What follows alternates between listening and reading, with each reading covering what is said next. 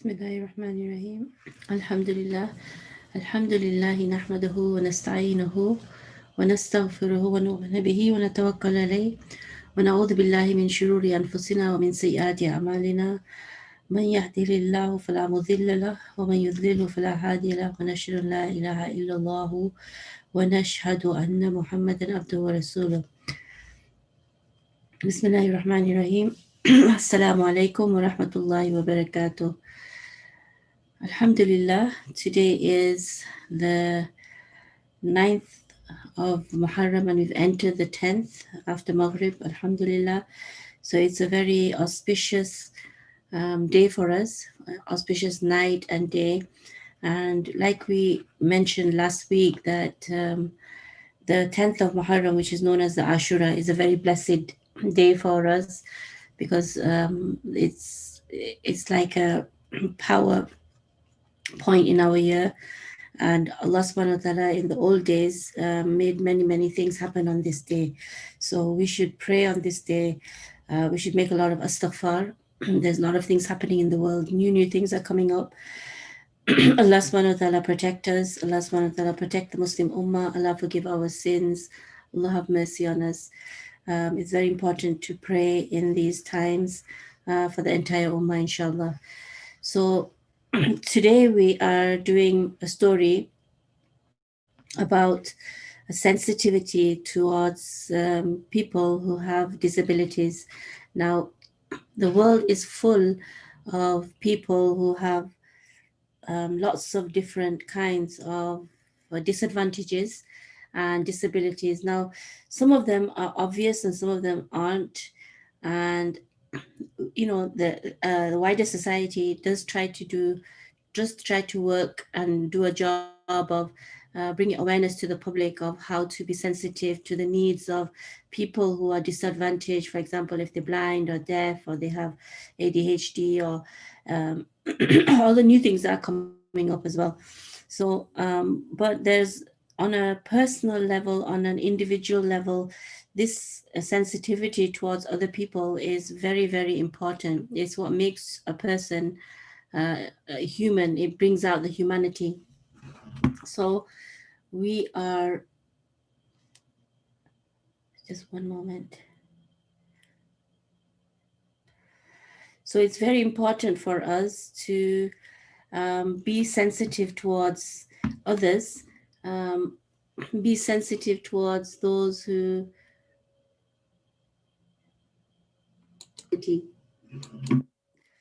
sensitive towards those who are experiencing something, and or they can experience something or they're born with it. Now, the way to do this is to educate yourself. To have empathy is another skill where you try to put yourself in the other person's shoes, and this is not always easy. But imagine like somebody is deaf and they can't see, they can't see the world at all, and we can have all kinds of images about this person, and some people might think that if they can't see, then they don't know anything either, which is not true. There's so many people who are blind who are functioning better than people who can see. Like especially now, people are coming forward, and even the blind, they are the advances they have made for themselves in society and the way, and for others as well. So like there's an example of a person who is blind. He's from Turkey, and he's a very uh, proficient painter. He's an artist, and he can paint things that exist in the world. So for example, he can paint a building, and he's born blind. So it makes us wonder that how can he paint that building, right? It makes you wonder because how he's never seen it before, and people can only describe it to a certain extent. And if he were to like, for example, if he were to touch it, feel it, go close to it and see the dimensions of it, the dimensions were explained to him. But when he actually draws anything, it looks real, and he can do like three-dimensional, four-dimensional, like lots of dimensional pictures as well, which has baffled scientists that if he's never seen it before, how can he draw it? So they did some tests on him, and they found that it's not just what we can see, but we, without the eyes, the human can also perceive with all the other senses too. And they did some tests on him. They took him to an, a renowned building in a city center, and they asked him to draw it, and they just described it to him how many dimensions it had, and he drew it exactly how it was. And so people were like stunned at how he could do that. But Allah subhanahu wa ta'ala is works in amazing ways, that when he takes one faculty away, many times that person will have something to compensate. And subhanallah, so it's the same with all the other all the other faculties too. And many times people with disabilities, they will have other talents as well. So first thing is that we should educate ourselves uh, of how that person operates, or what their world is like, because the world is very different from the world that we are operating in. And then to have empathy, and then to also make life easier for them, because this is the highest level of society, that we look out for all peoples of society. And you'll see the higher, the more evolved the society is, the more it looks after the people on the fringes.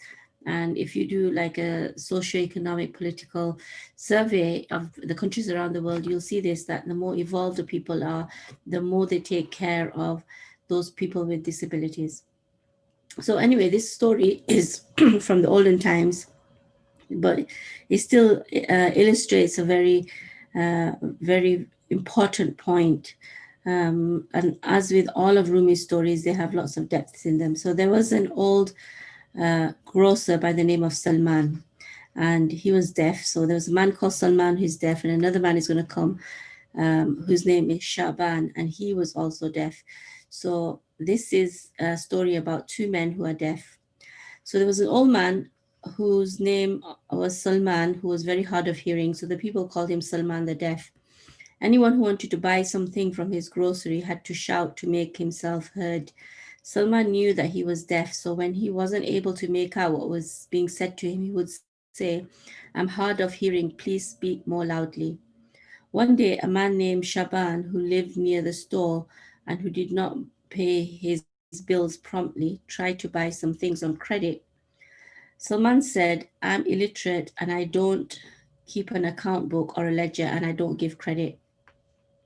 At that moment, Shaban conceived a great grudge against Salman and was filled with a desire for revenge. He began to make fun of Salman. And every day, Shaban would take a group of his friends and go to Salman's shop. He would get one of his comrades to speak very softly to Salman. Salman, of course, couldn't hear him, and he would ask, "Yes, sir, what did you say?" Shaban's friend would continue to move his lips and speak softly. So, since Salman couldn't hear, he would ask again, "Speak louder, what do you want?"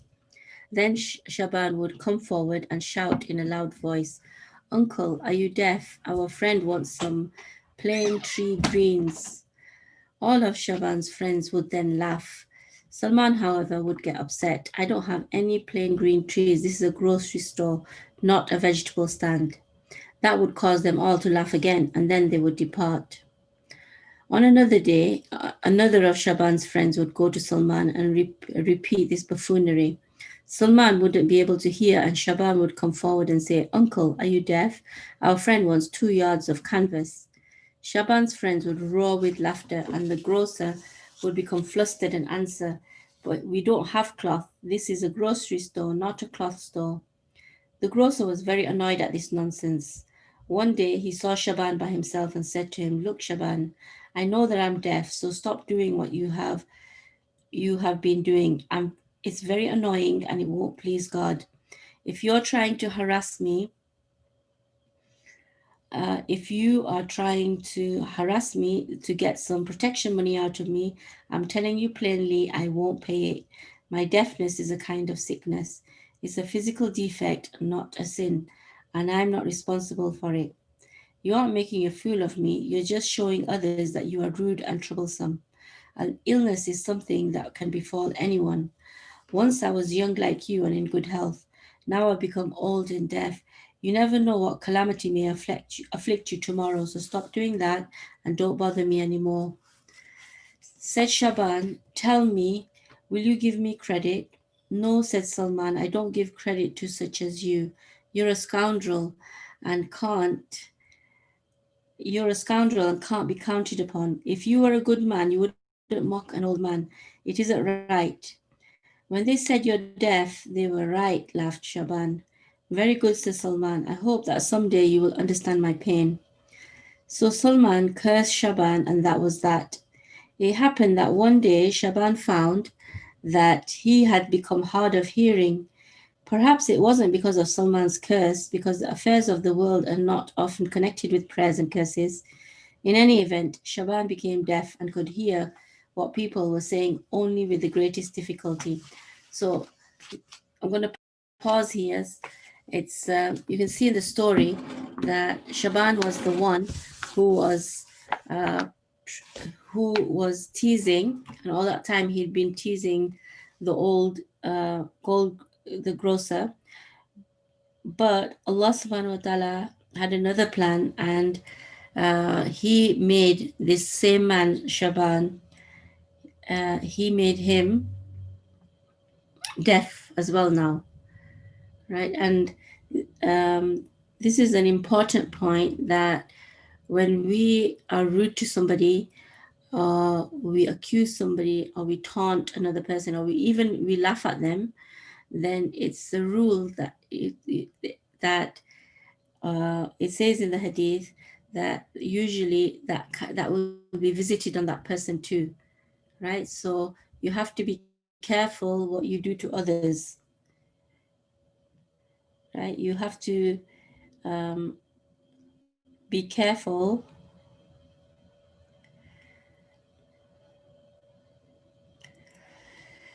that you're not bad to somebody else, because you don't know what days are coming towards you, right? And this is you will see this in life, that those people who have been mean to others, if they've uh, done something bad to somebody else, then yes, oftentimes Allah subhanahu wa ta'ala will take the revenge in this world, and they will be visited sometimes by that very same thing. So we have to be careful that we don't, especially we don't tease others, we don't, that makes them feel bad, or ridicule them, or take away their izzah, or anything like that. We have to be very careful about that.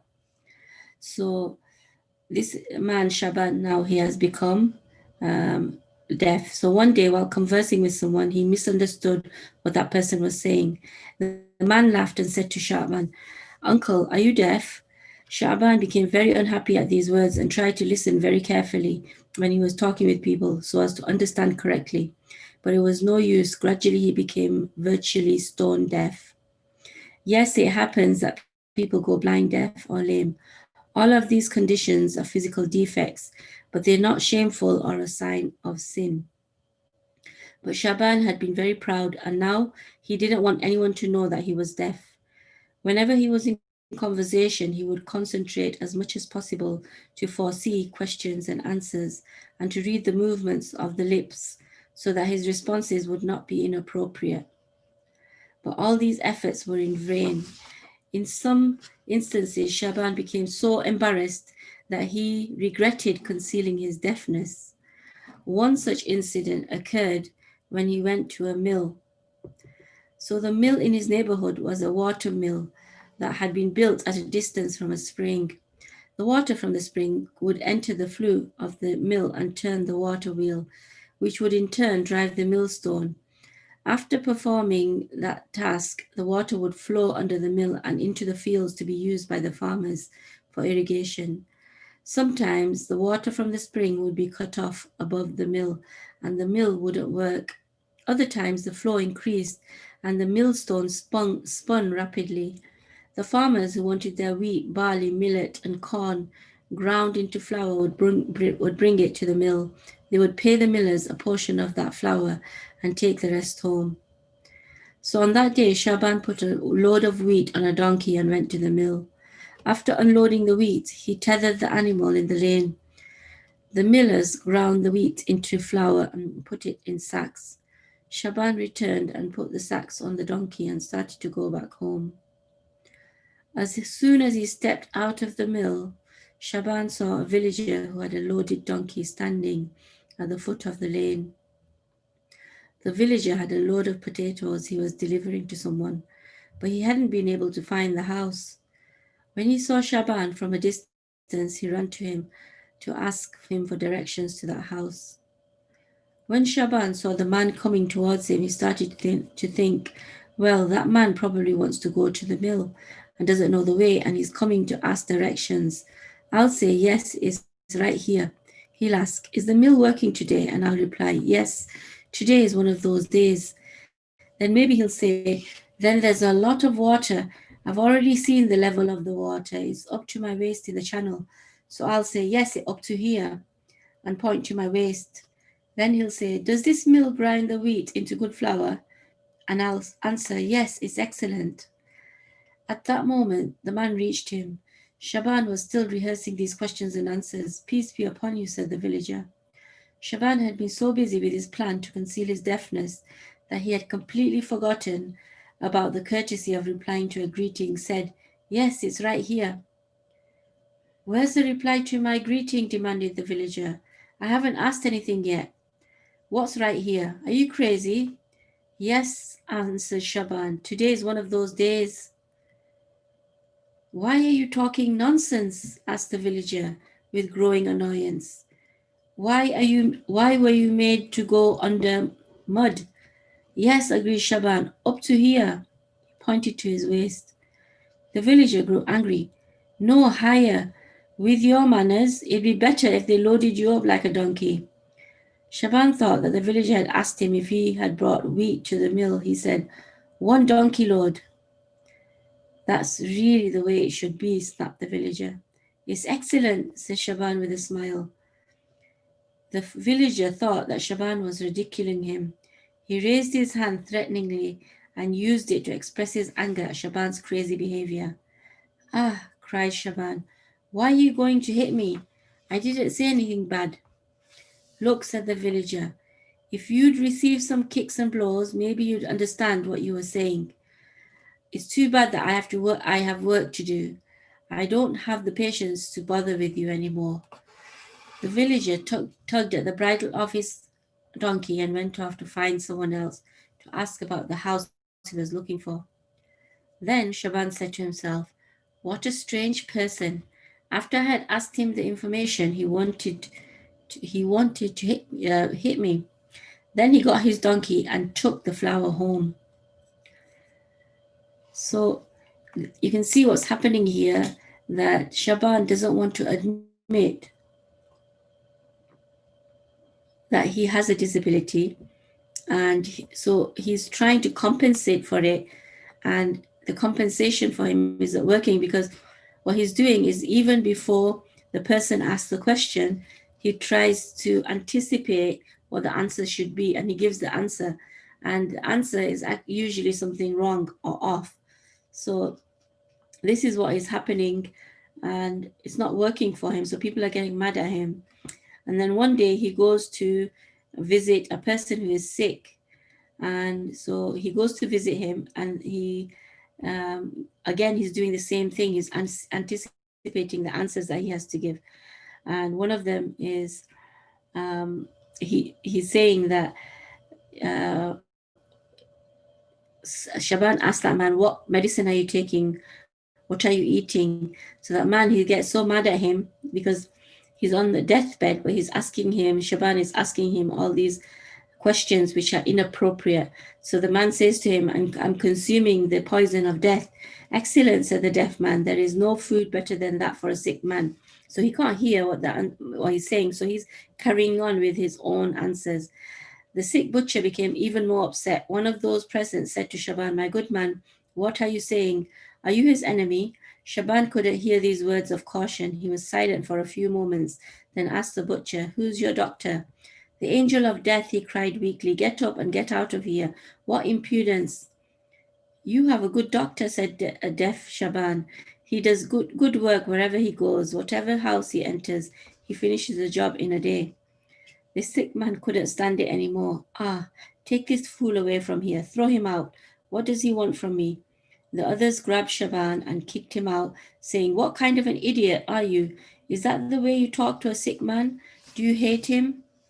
If I see that doctor, says Shaban, I'll ask him to attend to the butcher more quickly. One of the men pushed Shaban violently into the street, and another went to beat him up. By chance, the villager who had met Shaban at the mill that morning arrived on the scene.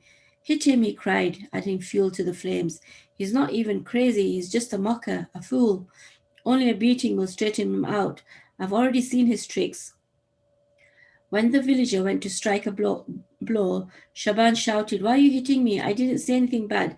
I haven't done anything. At this moment, a young man came out of a neighboring house and saw the trouble. Hey, he yelled, What's going on? Stop and let's see. Why are you beating this man up? He's making fun of us. He came to a sick man and said awful things to him, and he still won't stop. Let me see what's going on, said the youth. He approached Shaban and said, Look here, man. What were you doing in that house? The poor deaf man thought he was being asked why he was screaming. They want to beat me. I haven't done anything. You must have done something, said the young man. What's your name? Shaban thought he was being asked why he had gone there. The local butcher was sick and I came to visit him. Okay, said the youth. Where do you live? I don't know. It wasn't my fault. It happened that the young man was the son of Salman the grocer, and he recognized the difficulty. He thought for a moment and then said to the crowd, Perhaps this man is deaf, since he speaks all right, but his answers are wrong. The youth pulled a pencil and paper out of his pocket and wrote, Can you read and write? Yes, said the deaf man, I can read and write. The youth was certain that Shaban had not done anything wrong. His only fault is his vanity. He doesn't want people to know that he is hard of hearing. He broke up the crowd and then went away. Then he wrote on the paper, Look, dear uncle, it is no sin to be deaf. My father is Salman the grocer and he is deaf. You gave inappropriate answers and upset the people. They thought you were making fun of them. If people knew that you were deaf, it would have been much better for you than this humiliation. So, my dear man, say that you are deaf and save yourself a lot of trouble. Thanks, says Shaban. I'm very grateful to you. You're right, I confess that once I made fun of your father for his deafness, but now I'll never make fun of anyone again. I must admit my own defect. I've made fun of myself. You are right, one must admit his failings. I am deaf.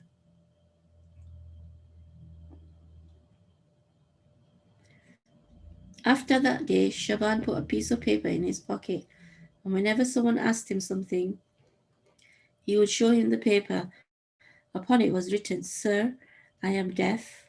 I cannot hear anything. If you need to say something, please write it so that I may read it and give you an answer. The end. So the moral of the story at the end is, right, we've done one moral, which is don't tease other people because you don't know what's going to happen in your life.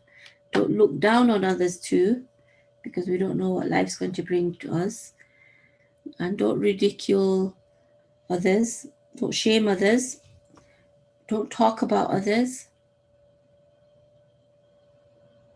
And don't level any accusations at others, because we do not know what our life in the future is going to hold. So may Allah forgive us, and we should be very careful in our dealings with others. And when you see something, when you see a defect in others, and there is nothing to be done, that means it's none of your business or you're not dealing with it, then look away and read the dua. There's a dua Allah SWT gave us, and that dua says, we're thanking Allah that Allah, you did not give me, Alhamdulillah alladhi afani mimma ibtalaka bihi wa faddalani ala kathirin mimman khalaqa tafdila. That Allah, thank you that you did not give us that difficulty that the other person is in, and you have saved us from that, and please save us in the future too from this difficulty. So read the dua if you see somebody who has some kind of disability or defect. And the second moral of the story is that if you should be suffering from something, then rather than be proud and not admit it, it's better to let people know so that they know what they're dealing with. It's always better that they know that you are whatever the situation is. And if you let them know, then they will know that if you're lacking something towards them, then they'll know that you're not trying to mock them, or you're not trying to be rude, but this is because of your condition. And usually most people will be sympathetic towards that. So this teaching you as an etiquette as well in this story.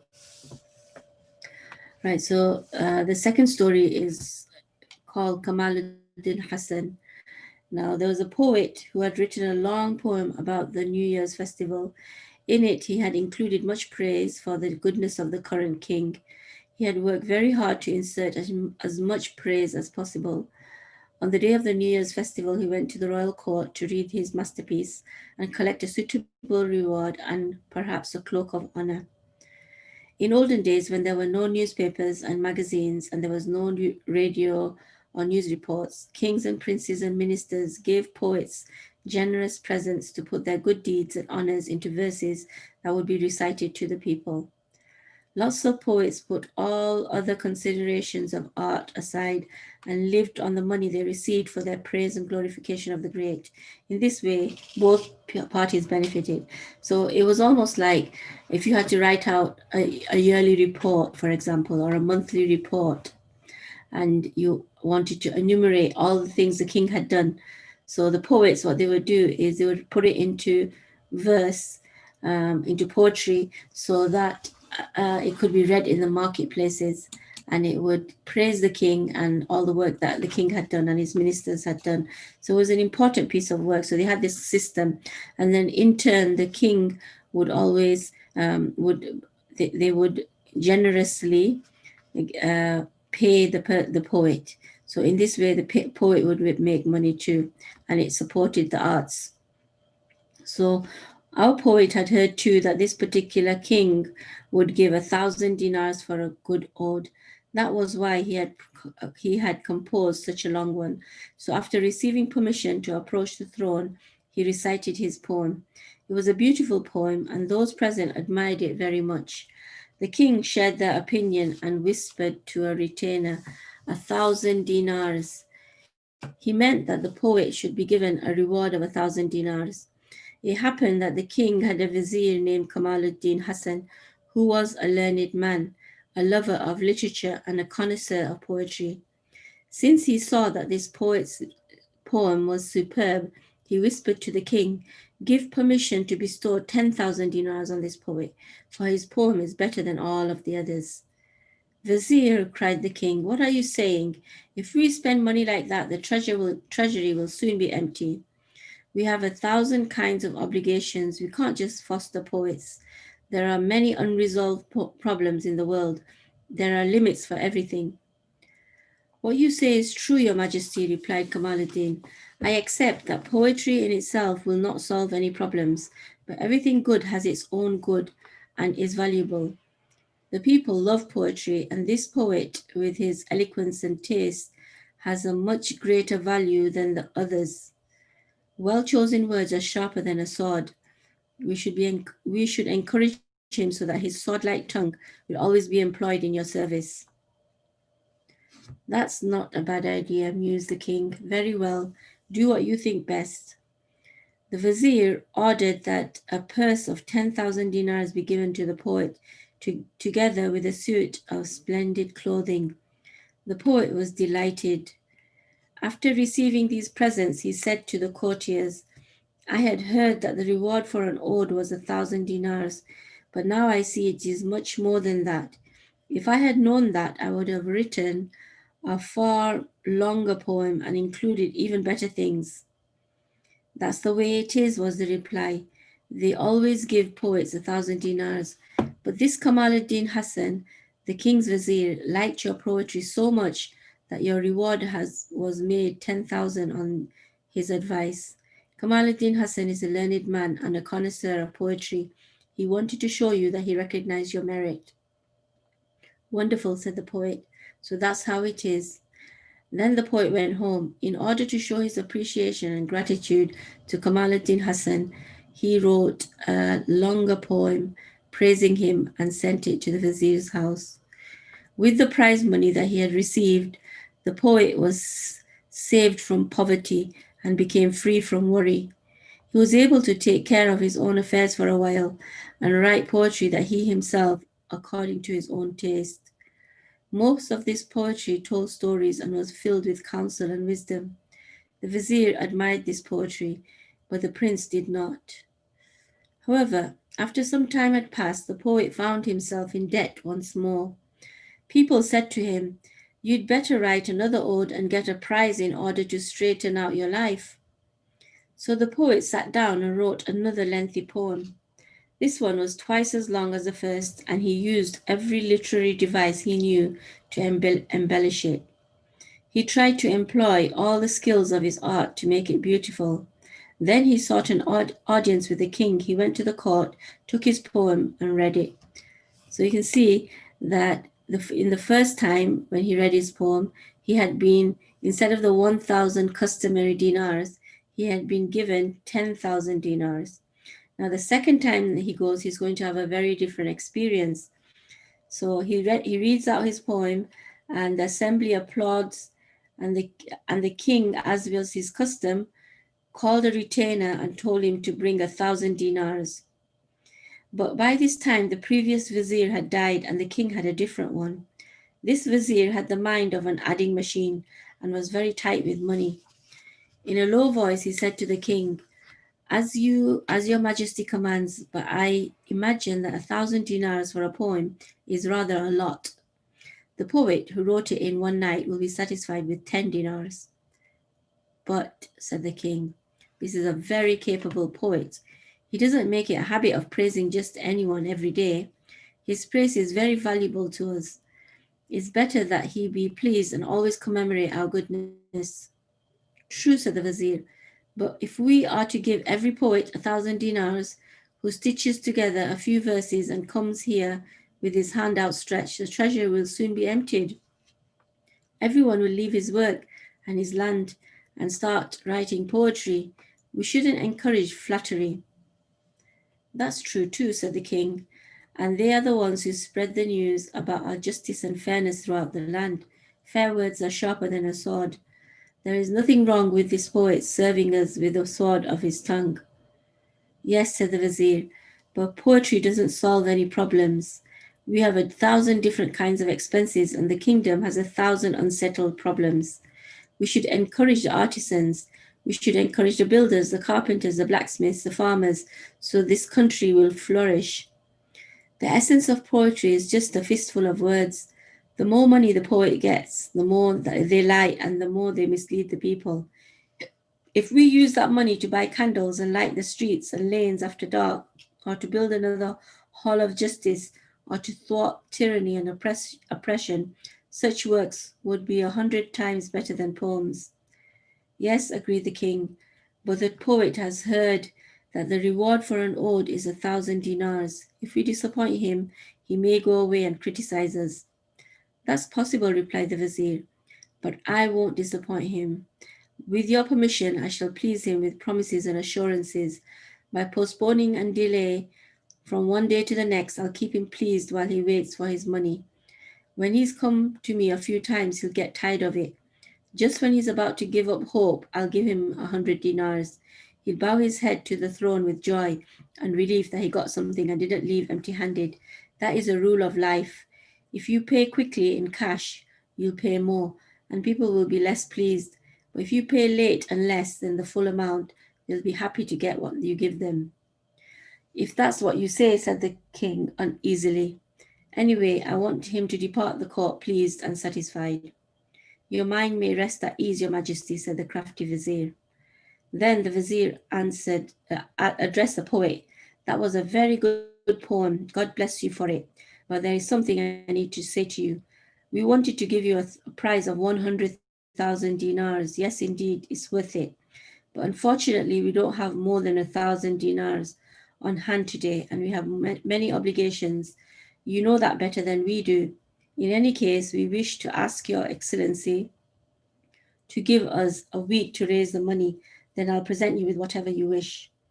Hearing the sum of 100,000 dinars mentioned, the poet, in his hunger for that, said, "As you wish, Your Excellency. We're not ungrateful, and such material concerns are of no moment between us." "Bravo!" exclaimed the vizier. "Now we know and respect the value of everything. By next week, I'll have thought a good present for you." So the poet left and waited patiently for 2 weeks, but there was no news from the palace. On some pretext or other, he went to the vizier and said, "You yourself commanded me to come." "Great welcome!" exclaimed the vizier. "Your coming delights me. I've been eager to see you again. Come in, come in. But there is one thing I must say that embarrasses me in front of you. Conditions are such that, for example, that it isn't possible to give Your Excellency even less than 1,000 dinars. You don't have more than 500 today. And we have many payments to make. I have you in mind. It won't take more than a month. Don't worry, everything will work out." When the poet understood that the vizier was now talking about 500 dinars, he got anxious. In order to not lower the price of the goods, so to speak, he said, "As you wish, Lord Vizier. There's no need to talk about such things. But my living standard hasn't been too good, and I have debts of more than 1,000 dinars. Now circumstances have led me here. Whatever way you think is best, I'll wait until things have worked out." "Yes, yes," said the vizier. "I am considering ways so that you do not lose out. It will be straightened out in a month or two. I have the address of your house." The poet went out, and in that fashion summer became winter and winter spring. Every time the vizier would say that he had little money, but it was insufficient. One time he mentions 400 dinars, another time 300, then 200. The poet could bear the promises and delays no longer. One day he got angry and went unhappily to the palace to remind the vizier still another time of his promise. He saw one of the former courtiers at the gate and recognized him. After inquiring about his health, the poet said, "I want to know the truth. How is it that last year the reward for a poem was 10,000 dinars in prompt cash, and this year they talk about 1,000 dinars of which there is no news or sign? I'm losing my patience." "The problem is," said the doorkeeper, "that the former vizier has died, and now the control of affairs is in the hands of another." "Incredible!" exclaimed the poet. "God have mercy on the departed. But how is such a thing possible? I've forgotten what the previous vizier looked like, but I've seen that they call this one Kamaluddin Hassan too." "Yes," said the doorkeeper, "their names are the same, but there is a great difference between them. The old one was open-hearted and generous, but this one is a dry stick. In my opinion, it would be better to take the 100 dinars he'll give than the promise of 1,000. Take it as quickly as you can and get away from here. If not, you may have to be satisfied with the dream of even 10 dinars." This vizier makes promises, but he can see that there is no resemblance between this Hassan and the previous one. I wish I had figured it out sooner. We can see that. So the poet went to the vizier and said, "I've come another time to remind you about the matter of the prize." "Welcome, welcome," cried the vizier. "You brightened my day, but there is something I must tell you. I want to give you a suitable reward, but there isn't more than the sum of 100 dinars on hand. I'm thinking about doing something so that perhaps you can receive your best due." "Thank you, but today something has happened that makes it better if you command that 100 dinars be given to me so that I may disclose to you some important news that I've learned." The vizier thought a moment, then gave him the 100 dinars and then asked, "What was the important news? God willing, I hope it's good. How are things?" "The important news is this," said the poet, "that until now I thought that you were Kamaluddin Hassan. If I had known that you weren't, I would have taken the prize that was first 1,000 and then 500 dinars. I wouldn't have waited until the matter was old and the king himself had forgotten about it. The oven groaned cold and the water passed through the mill. Then who do you think I am? Asked the vizier. Am I not Kamaluddin Hassan? Certainly, answered the poet. Your name is Kamaluddin Hassan, but you yourself are not Kamaluddin Hassan. I was deceived by your name. As they say, whoever is deceived by a name will lose his bread. Right, so that is a saying. Whoever is deceived by a name will lose his bread. That means if you are deceived by somebody's name or title, right? Or in this instance, the name Kamaluddin means the Kamaluddin, it means a person like the honor of the religion. Kamaluddin, honor of the religion. And Hassan means good person. So the name of this person means that he's a good person and he is an honor to the religion, to the deen. But the way he behaved was not like that at all. That means he didn't honor his name. What his name meant, he was very far away from that. He was a miserly old person and he was crafty. That means he would take people into make them fall into his traps. And there are lots of people in the world like that. They use words, they prey on people's insecurities, they prey on people's greed, they prey on people's pride, and they make them do things that they want them to do, and they bring them into their trap, and they with their fine words and their promises, empty promises and lies, and they will get them to do what they want them to do. And you know, the Rumi stories are about human psychology. All these stories that we've done, we're on part 10 today, and all the stories that we've done, they've all been about human psychology and being able to recognize what humans are like and how they behave, and also to recognize traits within ourselves as well, like what we are like and how we behave as well. So it's important, these things are important that we learn to uh, first of all, we learn to observe human behavior and what is true and what is false. We also learn all the different types of behavior.